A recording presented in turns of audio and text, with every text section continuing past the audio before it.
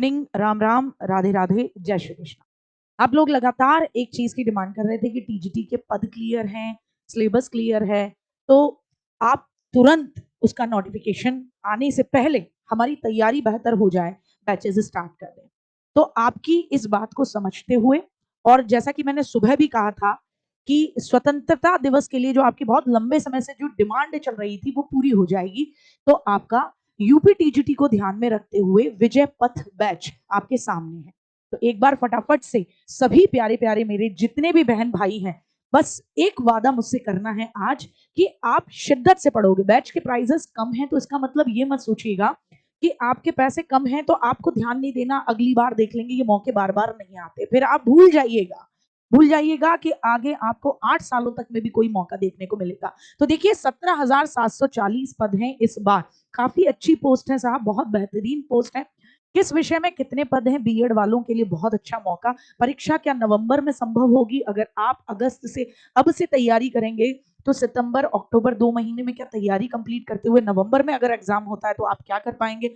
Subject combination क्या है और विजय पथ बैच कब से आपका शुरू हो रहा है? तो देखिए दोनों तीनों चीजों को, सारी चीजें मैं ये मान के चल रही हूँ कि आप में से किसी को एक सब्जेक्ट तक, एक शब्द तक नहीं पता कि कैसे आपको टीजीटी की तैयारी करनी है, क्या आप एलिजिबल हैं या नहीं। मैं बिल्कुल उस तरीके से आपको हर एक बात बताऊंगी। सबसे पहले तो देखिए आपके लिए अभी 20% नहीं, TWA 40 लगाकर स्वतंत्रता दिवस पर कल शाम, यानी कि आप सब जानते हैं कि 15 अगस्त की शाम, मतलब जब खत्म होने वाला होगा 15 अगस्त, तो रात 11:59 तक अगर आप TWA 40 कूपन कोड लगाते हैं तो आपको हर एक बैच पर 40% का डिस्काउंट मिलता है। तो आपको लगेगा दीदी आपने बहुत तगड़ा करा होगा बैच का प्राइस, तो रुक जाओ जरा एक बार यहां देख लीजिए कि आपको पता है 20 विषयों के अंदर 17,740 रिक्तियों का ऑनलाइन विवरण भेजा गया है। टीजीटी भर्ती में हिंदी में बालक वर्ग के सबसे ज्यादा पद हैं। ऐसे तमाम बच्चों को मैं जानती हूं जो बालक वर्ग की तैयारी कर रहे हैं, जो तमाम बच्चे ऐसे हैं जो हिंदी की तैयारी कर रहे हैं, जो अंग्रेजी की तैयारी कर रहे हैं। इस बार ऐसे तमाम स्टूडेंट रहे हमारे जिनका सिलेक्शन हुआ, जैसे अंग्रेजी वाली एक बच्ची का सिलेक्शन हो गया है, वो पीजीटी में, ठीक है, लेकिन टीजीटी में भी जिसने दिया एक अच्छी स्थिति में था। तो देख लीजिए पहले माध्यमिक और उच्च माध्यमिक निदेशालय ने शिक्षकों के अलग अलग पदों पर भर्तियां करने के लिए ऑनलाइन माध्यम से अधियाचन उत्तर प्रदेश शिक्षा सेवा चयन आयोग को भेजा। टीजीटी के 20 विषयों को कुल मिलाकर 17,740 पद रिक्त हैं। हिंदी विषय में सबसे ज्यादा पद हैं। देख लें किसमें कितने कितने पद हैं। हिंदी में 2,500 आपके 39 पद हैं। अंग्रेजी में 2,340 पद हैं। साइंस के अंदर 2,278 पद, एसएसटी वालों के लिए 2,265 पद, गणित के लिए 2,188 पद और फिजिकल एजुकेशन के लिए 16 पद आपके हैं। सबसे कम इसमें फिजिकल एजुकेशन में है। लेकिन आप ये देख सकते हैं कि हिंदी वाले, अंग्रेजी वाले, साइंस, एसएसटी, मैथ्स वाले बच्चों के लिए कितना अच्छा मौका है, कितना बेहतरीन मौका है। तो जिन भी बच्चों ने बीएड किया है, देखिए साहब टीजीटी, एलटी और आपका पीजीटी ये बहुत ही बेहतरीन विकल्प है आपके लिए। परीक्षा का प्रकार ऑफलाइन होगा, प्रश्न एमसीक्यू बेस्ड होंगे, कुल प्रश्न 120 होंगे जैसे अभी पहले वाला रहा, और अंक होंगे 360। प्रत्येक प्रश्न का आपको 3 अंक मिलेगा, 2 घंटे का आपका समय होगा, नेगेटिव मार्किंग होती है 1/3 की, और 90 क्वेश्चन तो आपके सब्जेक्ट से आते हैं और 30 क्वेश्चन जीएस के आते हैं। तो 30 क्वेश्चन जीएस सबके लिए कंपलसरी है और 90 प्रश्न आपके अपने विषय की पारंगतता पर डिपेंड करेंगे। अब देखिए साहब, विषय संयोजन या सब्जेक्ट कॉम्बिनेशन की एक बहुत बड़ी प्रॉब्लम रहती है। अगर कोई बच्चा जनरल, उसने ग्रेजुएशन कर रखा है, हिंदी के साथ संस्कृत या सोशल साइंस के विषय का इसका कॉम्बिनेशन नहीं बन पाता, तो हम जनरली देखते हैं कि बड़ी दिक्कत उन बच्चों को आती है। तो बीएड करने के बाद जो बच्चा टीजीटी, एलटी ग्रेड इनमें जाता है, वो कॉम्बिनेशन की कमी के कारण जनरली आपने देखा होगा अपात्र हो जाता है। तो पहले ऐसा रहता था कि सिंगल सब्जेक्ट से अगर बच्चे का, जैसे आप सोशल स्टडीज में पढ़े, पॉलिटिकल साइंस आप पे था और होना चाहिए इन चार में से कोई एक, तो जनरली बच्चा क्या करता था, आपकी याद राजश्री टंडन ओपन यूनिवर्सिटी उत्तर प्रदेश की या इग्नू से सिंगल सब्जेक्ट का कोर्स कर लेता था। लेकिन मैं एक चीज स्पष्ट कर दूं, अभी ध्यान से मेरी बात को सुनिएगा, कॉम्बिनेशन वालों के लिए मैं बता रही हूँ, ध्यान से मेरी एक बात को सुनिएगा। अभी एलटी का जब मेंस था तो उन बच्चों के फॉर्म्स रिजेक्ट कर दिए गए जिन्होंने सिंगल सब्जेक्ट से फॉर्म भरा था।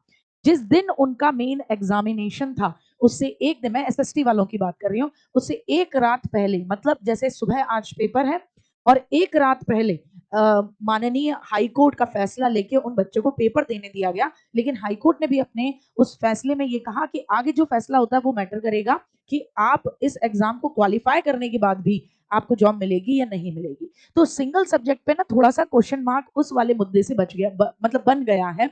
लेकिन फिर भी देखिए आपका कौन सा नुकसान हो जाएगा, कोई बहुत ज्यादा फीस आती नहीं है। अगर वो फैसला हाई कोर्ट का है ना आपके फेवर में, बच्चों के फेवर में चला गया, तो इसका मतलब हर एक बच्चा जो सिंगल सब्जेक्ट वाला है उसके लिए बेनिफिट हो जाएगा। तो मैं तो यही कहूंगी कि सिंगल सब्जेक्ट से जिसने अपना कॉम्बिनेशन बनाया वो भर जरूर लीजिएगा, क्योंकि अगर फैसला बालकों के हित में आया तो बच्चों के लिए बेहतर हो जाएगा।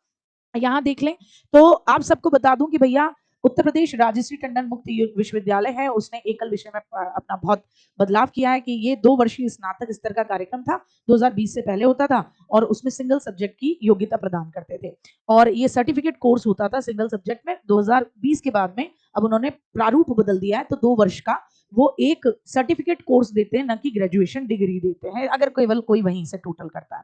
अच्छा देखिए, कुल मिलाकर अभी मैं हाल फिलहाल जिस मुद्दे पे बात करना चाह रही हूँ वो उस बात को आप समझ लें कि भर्ती में कौन मान्य है और कौन अमान्य।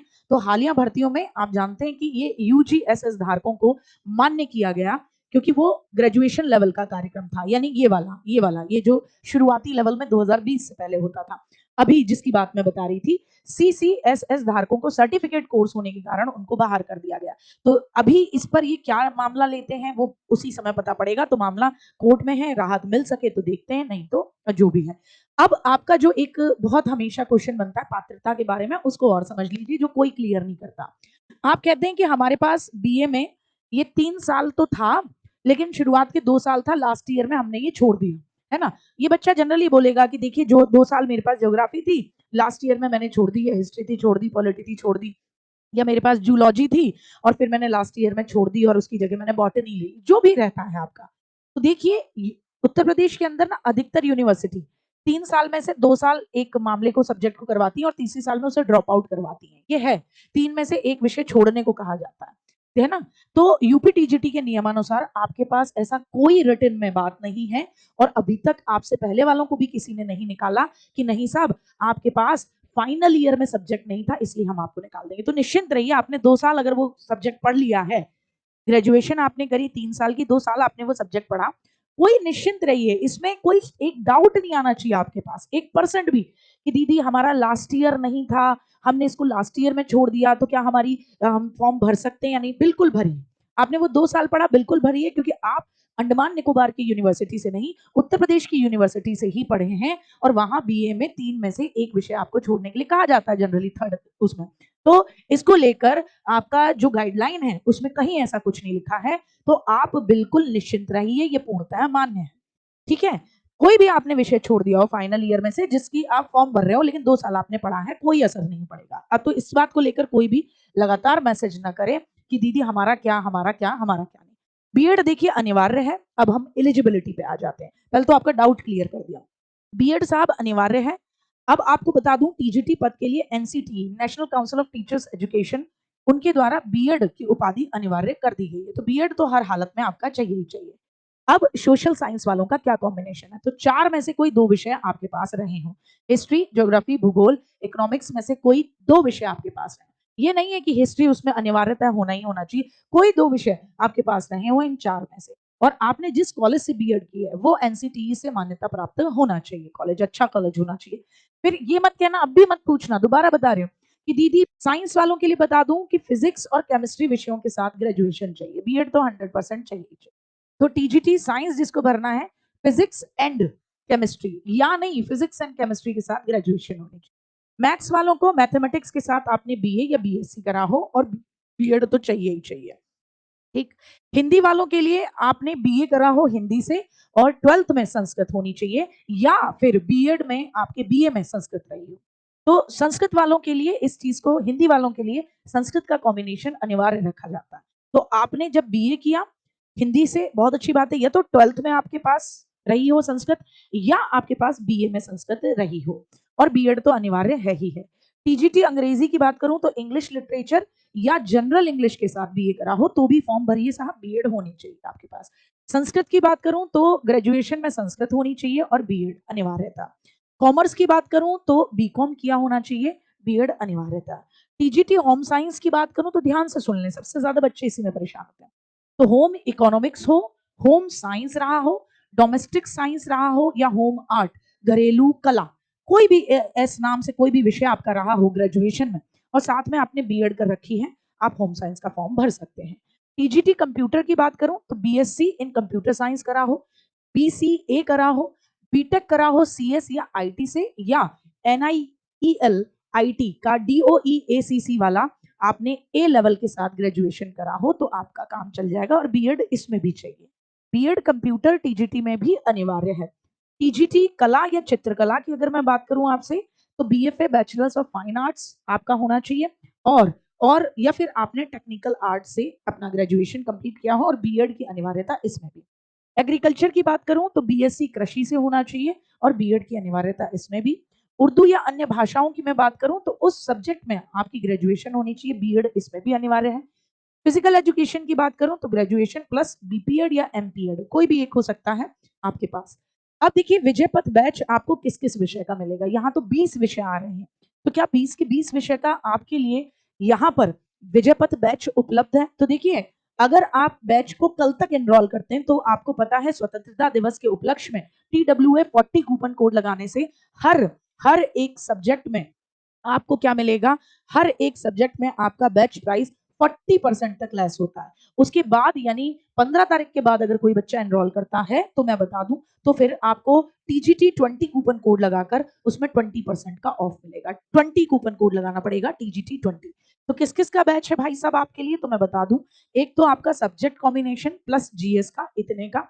अगर कोई बच्चा केवल जीएस का लेना चाहता है, क्योंकि जीएस आपकी 30 नंबर की है, और जीएस ऐसा होना चाहिए जो कथा कहानी की तरह बच्चे को याद करा दे, ये बहुत बड़ी अनिवार्यता होती है, क्योंकि एक बच्चा जो साइंस का बच्चा या मैथ्स का बच्चा है उसके इतना टाइम ही नहीं है कि वो जीएस को बहुत डेप्थ में पढ़ रहा होगा, उसको चाहिए कि उसमें इंटरेस्ट बन जाए, उसको कथा कहानी की तरह याद करा दे। तो उसके मामले में टीडब्ल्यूए की टीम एकदम बेहतरीन टीम है। तो जीएस का अगर आप केवल बैच लेना चाहते हैं तो आपको TGT20 कूपन कोड लगाकर विजय पथ बैच जिसमें जीएस लिखा हो उसको लेना होगा। उसकी कॉस्ट प्राइस रहे हैं जो बेहतरीन आपके लिए टीचर्स लाए जा सकते हैं उनके लिए। अभी हाल फिलहाल आपके लिए ये 9 विषय हैं जिनके आपके विजय पथ बैच शुरू हो रहे हैं, जिनके आपके विजय पथ बैच शुरू हो रहे हैं। Hindi, Sanskrit, English, SST, maths, home science, arts, biology and science का।